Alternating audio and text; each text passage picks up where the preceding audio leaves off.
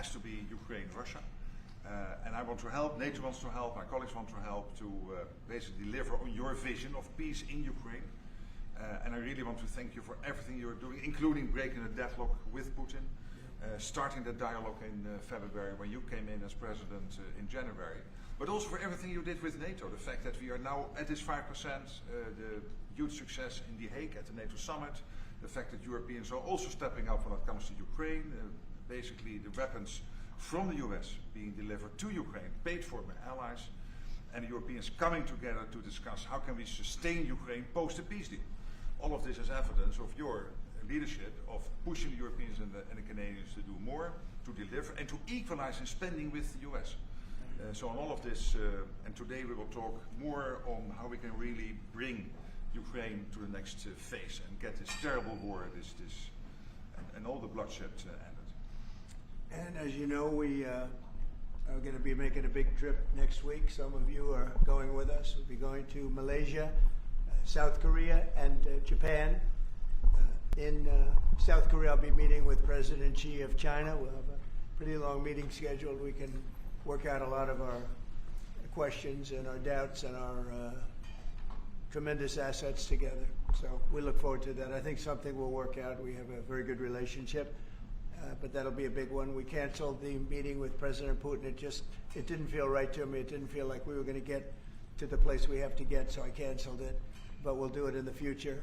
But next week we'll be with many of you in those locations that I told you. Then it's back to Washington. So thank you very much, everybody. Yeah, please. Mr. President, can you tell us a little bit about why you're elevating sanctions against Russia right now? I just felt it was time. We've waited a long time. I thought that we'd go long before the Middle East. And Mark, as you know, we did the Middle East plus 7. So we did 7 different wars from Pakistan and India to so many. Azerbaijan, Armenia. Which they said was impossible to do. All these wars I did, and the one that we have left, we have 1 left. It'll be 9. We have 1 left, and I think we'll get that done too. Yep. I think we're on our way to getting it done. We have to. Yep.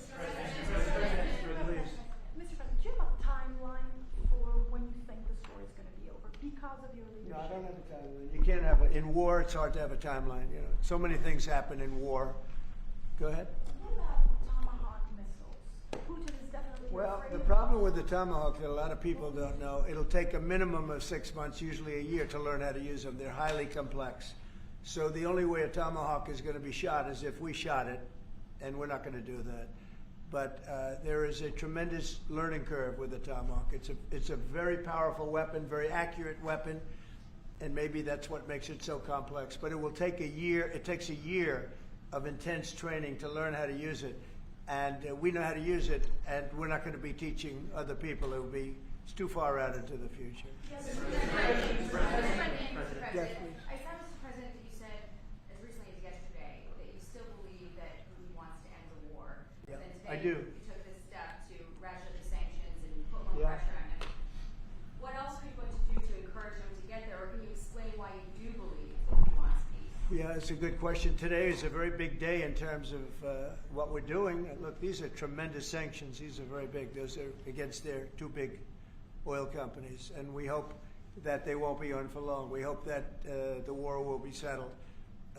We just answered having to do with the various forms of missiles and everything else that we're looking at, but we don't think that's going to be necessary.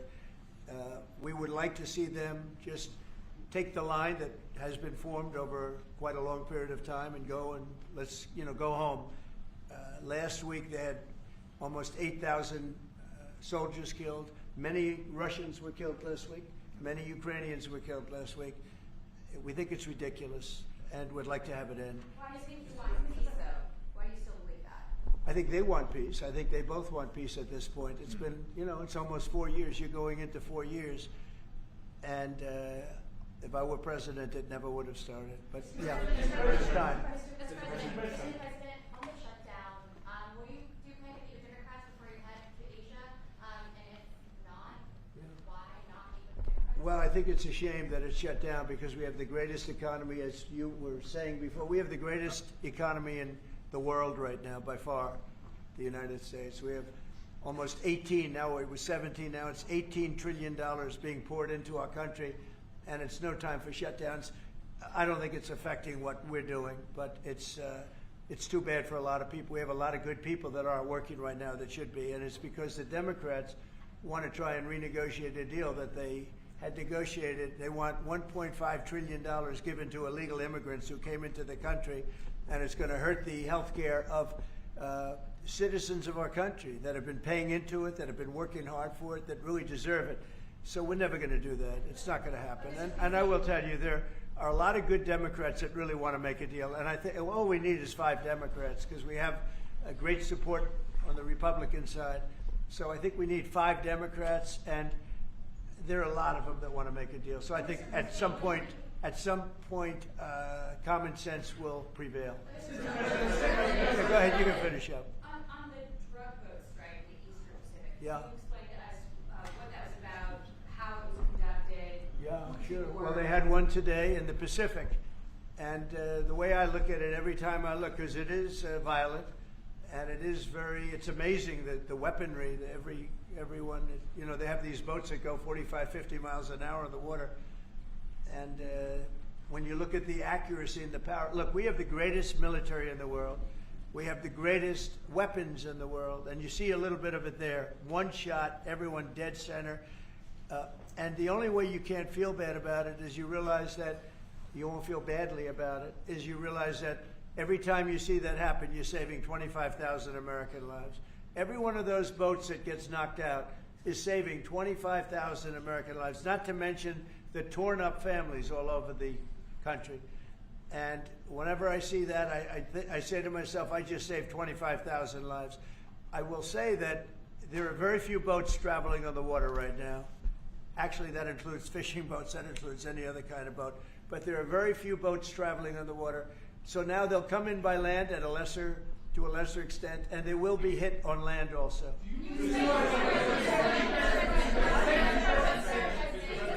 Go ahead, in the back, please. Do you have legal authority if they do come? Yes, we do. We have legal authority, right? We're allowed to do that. And if we do by land, we may go back to Congress. But we have, this is a national security problem. They killed 300,000 people last year, these drugs coming in. They killed 300,000 Americans last year, and that gives you legal authority. We have a national security, really, I will say this. When you look at the people we're dealing with, and we know them, we know the people coming in, we know the boats, we know everything else. We're allowed to do it. It's in international waters. If we don't do it, we're going to lose hundreds of thousands of people. Now, they'll be coming in by land a little bit more because they're not coming in by boat anymore. There are no boats in the water. There are no more boats. We know the boat almost immediately. It's pretty unusual when you see somebody with a fishing rod and 5 engines on the back of the boat. You don't need that to go fishing. Wait. And we will hit them very hard when they come in by land. And they haven't experienced that yet, but now we're totally prepared to do that. We'll probably go back to Congress and explain exactly what we're doing when we come to the land. We don't have to do that, but I think, Marco, I'd like to do that. You may respond to that if you want. Yeah, well, I mean, the question is, bottom line, these are drug boats. If people want to stop seeing drug boats blow up, stop sending drugs to the United States. But does it matter if it's in the United States? Well, these are all in international waters. The boat. Can you do a strike in the United States, or if well, that's a different matter. Now you're talking about a law enforcement matter. In this particular case, there are people traveling on international waters headed towards the United States with hostilities in mind, which includes flooding our country with dangerous, deadly drugs. And they're going to be stopped. And that's what's happening. And in the case last week, you saw there was a submarine. It was a submarine. It was a submersible. That's a drug boat all the way through. We know what these boats are. The president just said it. We track them from the very beginning. We know who's on them, who they are, where they're coming from, what they have on them. If you're running drug boats, you're in grave danger. And drug usage is way down, and drug usage coming from the sea, they call it ocean drugs, a little term that they use, the ocean drugs, is very close to non-existent right now. I wouldn't want to be in one of those boats heading away. They're driving happily to destroy the lives of people, and that's the end of them. So the ocean drugs and the sea drugs, drugs by sea they call it also, that's almost down to nothing, as you can imagine. So they continue to come in by land at a little bit less because they see something is going to happen. They don't like it. They see something, and they're right. Something very serious is going to happen. The equivalent of what's happening by sea. And we're going to Congress just to tell them what we're doing, just to keep them informed. So we have to do it for national security. We have to do it to save lives. Secretary Besant said that Vladimir Putin had not been honest and forthright in his talks with you. Just wondering if you could tell us a little bit more about your feelings about that, and also, if I may, to Rutte, just your thoughts on whether Ukraine should get tomahawks. Thank you. Well, I think that in terms of honesty, the only thing I can say is every time I speak with Vladimir, I have good conversations, and then they don't go anywhere. They just don't go anywhere. So in that sense, but no, look, he's fighting a war. He's in a war.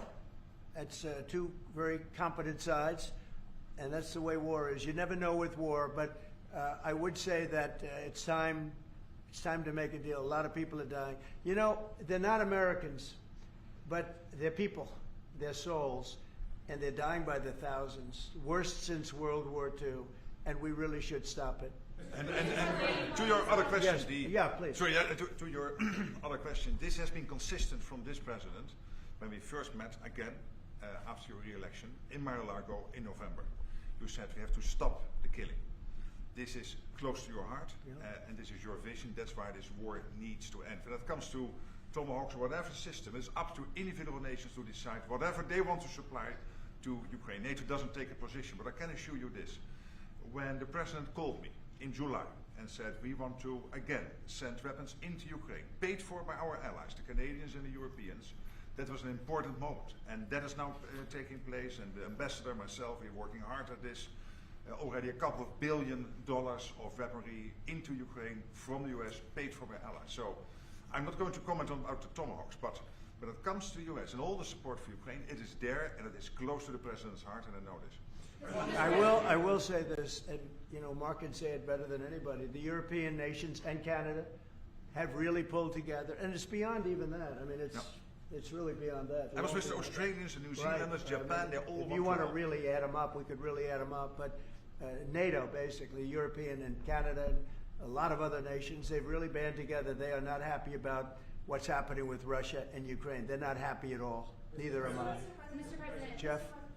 Sir, just changing this topic slightly. I see you've got the Yeah. model of the White House and the ballroom. Many people were surprised the entire East Wing is being demolished because you had said initially that the ballroom would just touch or would not. Well, touch certain it. areas What are being, happened? certain areas are being left. We determined that after really a tremendous amount of study with some of the best architects in the world, we determined that really knocking it down, trying to use a little section. You know, the East Wing was not much. There was not much left from the original. It was over the course of 100 years, it was changed. The columns were removed, and it was a much different building. Then a story was added on in 1948, 1949. There was a story added on, which was not particularly nice. And the building was very, very much changed from what it was originally. It was never thought of as being much. It was a very small building. And rather than allowing that to hurt a very expensive, beautiful building that, frankly, they've been after for years. You have that. I brought these along so people could see, but it's, you know, there's a relative, nobody's actually seen anything quite like it. I think it'll be one of the great ballrooms anywhere in the world. It's about $300 million. It's set to do many, many things, including meetings of foreign leaders, including the honoring of foreign leaders. You can see this. This is a plan. If it's got tables so that you honor a foreign leader, we have a proper space. Right now, we have a space that with tables holds about 79 people. And this is a proper kind of a thing. Now, what the White House was doing, as you know, is they were putting tents out on the lawn. This is an interior shot of the ballroom. I think there'll be nothing like it. And it's being paid for 100% by me and some friends of mine, donors to it. The government's paying absolutely nothing. We're also working with the military on it because they want to make sure everything's perfect, and the military is very much involved in this. They want to make sure everything is absolutely beautiful. You can see the kind of interiors that we're talking about. That's an interior of the ballroom. And it's the highest level And you see it goes beautifully with the White House. I mean, the mix is beautiful. So over the years, many presidents have made changes. This obviously would be the biggest change, but this was something they've wanted for at least 150 years. Many of you have gone to the events where they had, as an example, President Xi, or they had, a leader of one of the countries, including the king and the queen from your favorite country. Absolutely. Frankly. But where they'd be honored, and they'd be in a tent out on the lawn, and it would rain, and it was a disaster. Brian's shaking his head. You know what I'm talking about. And so I thought I'd bring this out because this is going to be probably the finest ballroom ever built, and we're doing it no cost to the country. It's being the money's being put in by me and donors, very great patriots actually, and the spirit on the building of it is amazing. We are using little sections of footings and various other things, but that's sort of irrelevant. In order to do it properly, we had to take down the existing structure. The way it was shown, it looked like we were touching the White House. We don't touch the White House. That's a bridge, a glass bridge, going from the White House to the ballroom. Then you get into the lobby of the ballroom, and then you go into the the main room. And it's something that has gotten incredible reviews. And you're just quickly following up on that. Just quickly following up on that, sir. I just want a quick follow up on that question. Your response to people who say that you haven't been transparent enough about this. I haven't been transparent. That some of your critics feel it should have gone through a I've review. shown this to everybody that would listen. Third-rate reporters didn't see it because they didn't look. You're a third-rate reporter, always have been. So third-rate reporters didn't look, but anybody that asked, these pictures have been in newspapers. They've been all over the place, and we're very proud of it. It's gotten great reviews. It's gotten really great reviews. So I think we've been more transparent than anybody's ever been. Mr. President, that the sanctions that you're announcing today will push Putin to the Well, I don't know that they will. I think that they'll certainly have an impact. They're massive sanctions. It's sanctions on oil. The two biggest oil companies, among the biggest in the world, but they're Russian. They do a lot of oil.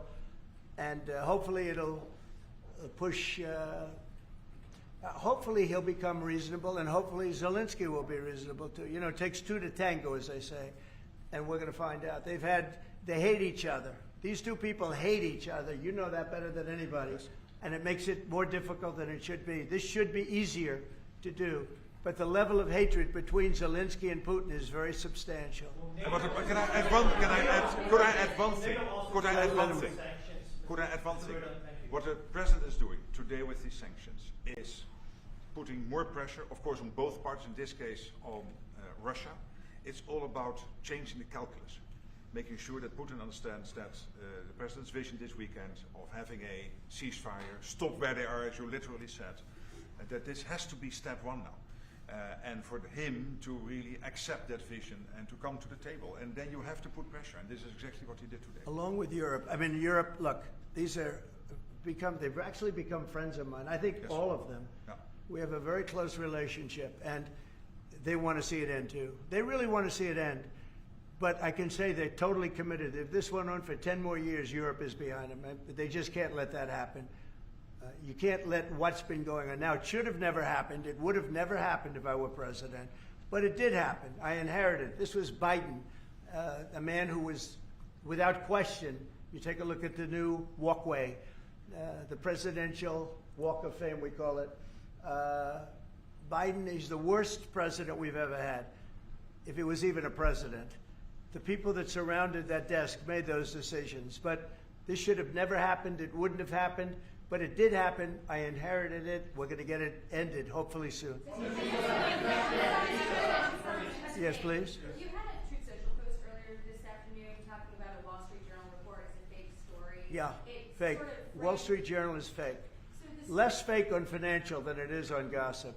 Can you just confirm that my understanding of what's happening is accurate?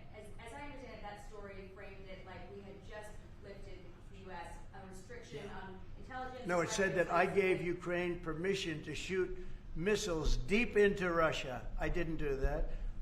Second of all, they're not using our missiles. They're using, I think, European missiles or from someplace, but they're not using ours. And what they do, I don't control that. But I do control our missiles. They're not shooting our missiles in. It was a fake story. Wall Street Journal does a lot of fake stories. Thank you so much. The president of Colombia in a recent interview said that if you won't change, he thinks that people should get rid of you. We're talking about now Colombia, the country, not the university. Yes. Go ahead. He said what? He said that if you won't change, then perhaps you need to be gotten rid of. Do you view that as a threat? Well, he's a thug and bad guy. He's a guy that is making a lot of drugs. We've just, as of today, stopped all payments going to Colombia, the country Colombia. Also, the school Colombia. No, we settled. We made a settlement with him. But no, he's a thug, and he's a bad guy, and he's hurt his country very badly. They're doing very poorly, Colombia. They make cocaine. They have cocaine factories. They grow all sorts of crap that's drugs, bad drugs coming into the United States, goes generally through Mexico. And he better watch it or we'll take very serious action against him and his country. His country is, what he has led his country into is a death trap. Please. Has the Secretary General presented his Ukraine peace plan to you? Are you prepared to be chairman of the board of peace? Oh, there is no Secretary General peace plan. But I'm here for, I really want to correct it because I saw some of that in the media. Of course, many people are thinking how to bring this terrible war to an end and supporting the President in doing that. Why I'm here is to dialogue again with the President how I can be, how NATO, my colleagues and other colleagues in NATO can be of maximum support to get that done. But there is no peace plan on the table. If there is a peace plan, it is what the President said last Friday and Sunday, which is stop where you are. Stop the fighting. This is about NATO. We're a very proud member of NATO. We have a great relationship with the countries of NATO. I think made much better by our visit a few months ago when they agreed to 5% instead of 2% of GDP. That was a big concession. I think that was a concession that 2 years ago nobody would have said, even a year ago. Even 9 months ago, before you were elected. Yeah, they would have said that's not possible. And the difference is they're paying 5% as opposed to not paying 2%. A lot of them weren't paying, with the exception of Spain. I think you're going to have to talk to Spain because Spain is not a team player. So other than Spain, everybody's 100%. And you could solve the Spain problem very easily, I think, if you want. Brian, go ahead. Yeah, go ahead. And then we'll take Brian. Go ahead. The soybean farmers, are they going to be getting support from you soon? And yeah, well, they do. So what's happened, you could say with that, you could say with beef, with all of it. The beef, the ranchers, let's say, who have done a great job, have lost their shirts for many, many years. They've really been decimated. And I helped them a lot. I put tariffs on things coming in to the country, including beef. And that gave them a chance to finally have a decent industry. We are going to be talking to them. They're great people, but they've been hurt for 25, 30 years. They've been losing because other countries have taken advantage of them. And by putting tariffs on, they've been able to make a few dollars. They've been able to have an industry. But I also want to keep the beef prices low. So I'll be talking with the ranchers, and I'll be speaking with a lot of different people, including Scott and Howard, and we'll do something. Because prices are way down in our country. Energy is way down. I think you're going to see $2 gasoline very soon. I see that it's $2.50 in a lot of places, $2.50. We were heading to $5, $6, and $7. If Biden didn't go back to my policy toward the end, you would have seen. But he didn't go back to the full policy. And he missed the most important thing. So we were up to, we were way up. I think you're going to see $2 gasoline. We couldn't even break that number. That's a big difference. The only cost that's really up is beef. And the fake news only wants to talk about beef. And what I did is I made it possible for those people to survive. They're incredible people. But they were being decimated by other countries. And I didn't want that to happen. So prices are way down, groceries are down, everything's down, energy's way down. Even interest rates with a bad chairman of the Fed, he's terrible, he's a fool. But even interest rates are down. So our country has never done better. We're going to take in, I think, $21 trillion this year. No country has ever taken in more than 3. And we're going to take in $21 trillion of investments because of the tariffs. If we didn't have tariffs, we would be a mess. We would be a national security problem. and we've done a job. So I'm very happy about that. We're going to do something very quickly and easily on beef to get it down. The ranchers understand that. They're so happy for what I've done. I saved them. I don't think you'd have any beef in this country if I didn't do that. So we're very proud of that. Yeah, Brian? Yes, sir.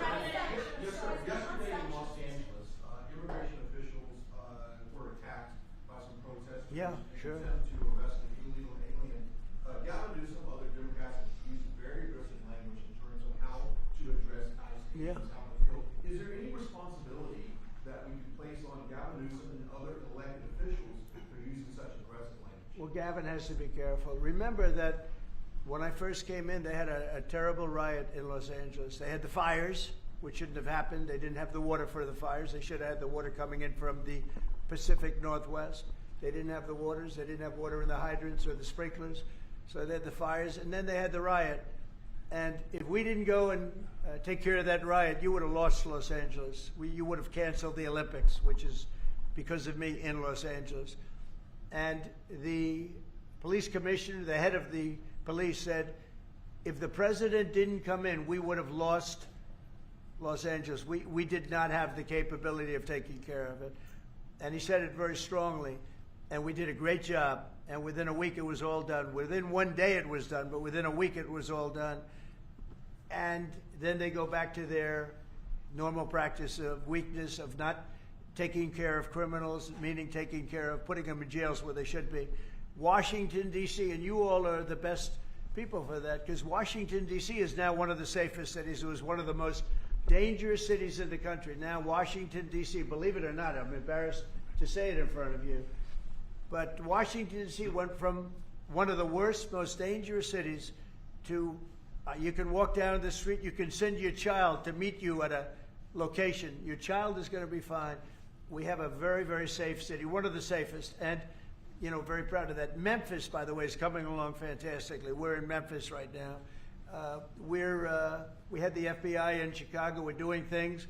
We haven't served Chicago yet. When we do, Chicago will be very quickly a very, very safe city. But if you look at what's happening in Memphis, it's great. But you got to look at Washington. People are coming up to me. People that work in the White House are saying, "Thank you, sir," and I immediately know what they're thanking me about. It's thanking. They can walk to work. They would never walk to work a year ago. They can walk into work and they feel safe and secure, and it's beautiful.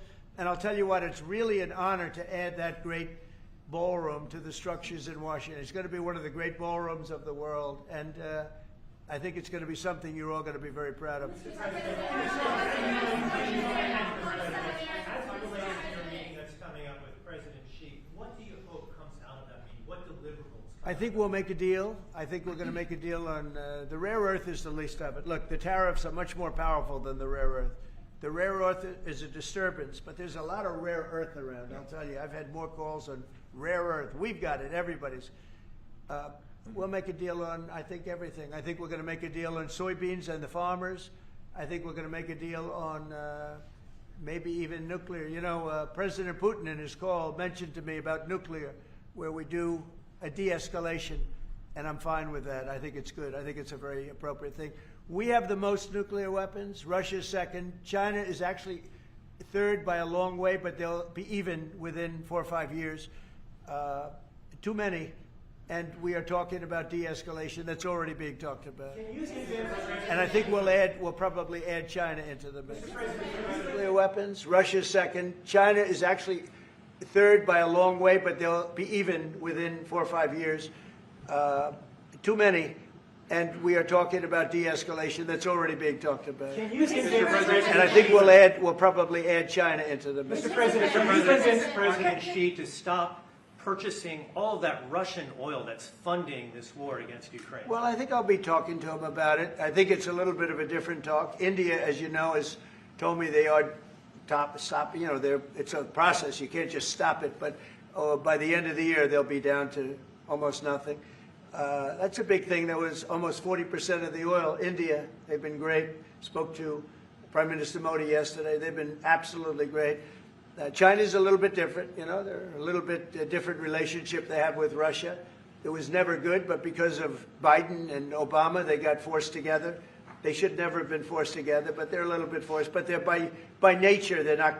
They can't be friendly. They can't be. By nature, they can, I hope they are friendly, frankly, but they can't be.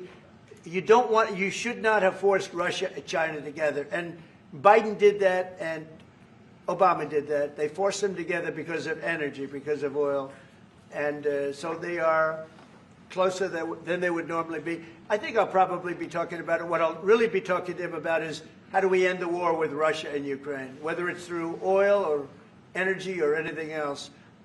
And I think he's going to be very receptive. He would now like to. I'm not sure that he did at the beginning. He would now like to see that war end. Do you think she plays an important role, Mr. President? Do you think she plays an important role in terms of inserting himself and convincing Putin, who he speaks to regularly, to stop the war right now? Yeah, I do. I think he can have a big influence on Putin. I think he can have a big influence on a lot of people. Look, he's a respected man. He's a very strong leader of a very big country. Yeah, I think he can have a big influence. And we will certainly be talking about Russia, Ukraine. Mr. President, thank you, Mr. President. Liam Cosgrove with Zero Hedge. My question is actually for the Secretary General. Mr. Secretary, I don't know if you've seen this, but polling out of Ukraine shows a massive collapse in Ukrainian support for the war. A Gallup poll had it just 23%. That's less than a quarter. Zelenskyy came out today praising President Trump's proposal for freezing the front lines of battle as part of a ceasefire. He said that's a good compromise. So people viewed your coming here as, you're lobbying the U.S. government to continue its involvement in the war. You're obviously lobbying for more NATO weapons to be sent to Ukraine, but Ukrainians themselves don't want to fight the war. So how do you justify that morally? I'm lobbying only for one thing, and that is to make sure that we end this war. And I don't have to lobby the president because we totally agree on this. And this is what he has been doing from day one. Everything he could do to break the deadlock with Putin, get a dialogue going, dialoguing also with Zelenskyy, and getting this war done. It's crucial. The fact that the US is now supplying weapons into Ukraine, paid for by allies, is extremely important. And that's now happening since 2-3 months. About 2 billion moving into Ukraine. The war hasn't wind down. Why do you think that'll wind it down now? What do you mean? Do you think more weapons will wind down the war? No, I mean, there's more to be done. So what you need, what the president said this weekend, stop where you are, so basically do a ceasefire and then have all your discussions about territory and whatever. But first stop the war. This is what you said on Friday and on Sunday. It's a war. I mean, your question's really a fair one. It's a war that should have never started. And you know how I feel about it. But it's a war ended. that should have never started. And we're not selling any weapons to Ukraine. We're selling them to NATO, which is different from before. With Biden, he just gave $350 billion worth of weapons and cash right into Ukraine, and that was so foolish. But we sell them to NATO, and in theory, you can do what you want with them. It doesn't have to be Ukraine, but probably it is mostly. No, what nations are doing now is buying from this program and making sure that the supplies into Ukraine, so Europeans and Canadians. And for example, these are interceptors for the Patriot systems, crucial to protect the cities. Today, again, a Russian attack has killed children, at least seriously wounded children in a kindergarten in Ukraine. So we need to make sure that the air defense systems are in place, and we need the US systems to do that, and the Europeans are paying for that. And this is exactly the type of actions we needed, and the President is doing that, and trying everything to get this war to an end, starting with the ceasefire. You can say definitively Do you're you not lobbying still him believe to that do more. Putin wants to take all of Ukraine? I always felt that way. I always felt he wanted to. When I was in my first term, I was with, I was very close to him, relatively speaking. It was harder because of the Russia hoax. But I would talk to President Putin about Ukraine, and it was the apple of his eye. I'd say it was the apple of his eye. But it would have never happened. He knew the consequences were too great. When we had a rigged election and all of a sudden I wasn't there, he said, wow. I think he looked at Afghanistan, how horribly that was handled, so stupidly. And I think that really gave him a little additional, incentive. I always felt he wanted the whole thing, not a piece of it. But I think now he's willing to negotiate a little bit further, and I think he's willing to make a deal. We'll see. We don't want him to have the whole thing. Mr. President. Thank you, Mr. President. You have this big tariffs case before the Supreme Court. It's November the 5th. Yeah. You suggested that you might actually show up to the Supreme Yeah, Court I'd for like oral to. arguments. I think it's one of the most important decisions we'll ever have for the Supreme Court. With tariffs, we're a strong, sound country. We're a nationally secure and internationally secure country. We're a very rich country. Without tariffs, it's a slog for this country, a big slog. I think it's one of the most important decisions in the history of the Supreme Court. And I might go there. I really believe I have an obligation to go there. We are doing so well as a country right now because of tariffs. And you have to understand, tariffs have been used against us for many years, decades. And just slowly but surely hurting our country so badly.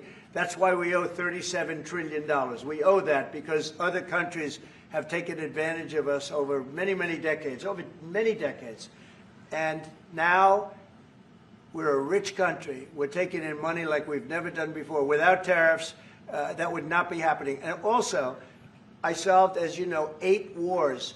Of the 8, 5 of them, maybe even 6 of them, are because of tariffs. The threat of tariffs on these nations, if you want to fight, that's okay. India and Pakistan. If you want to fight, that's okay. But you're going to pay tariffs, and they're going to be very substantial. And we're in the midst of a trade deal. And they said, we don't want to do that. 2 days later, they call up, and they're not going to fight anymore. They have peace.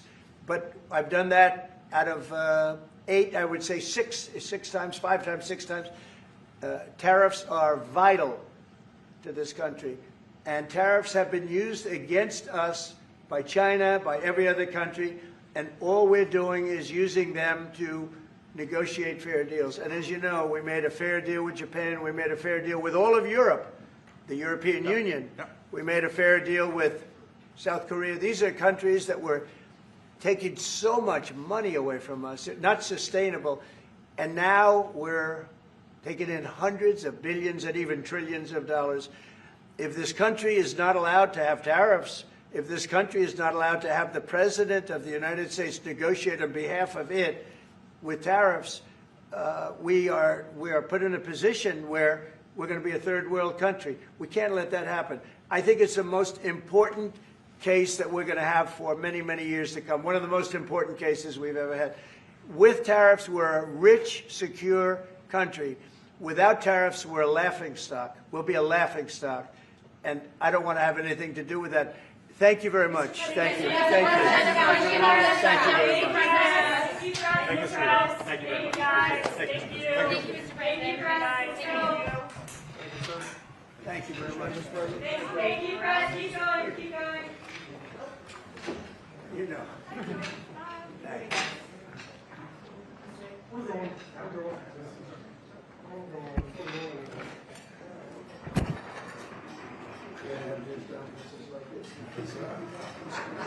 Every day. There's something wrong. I think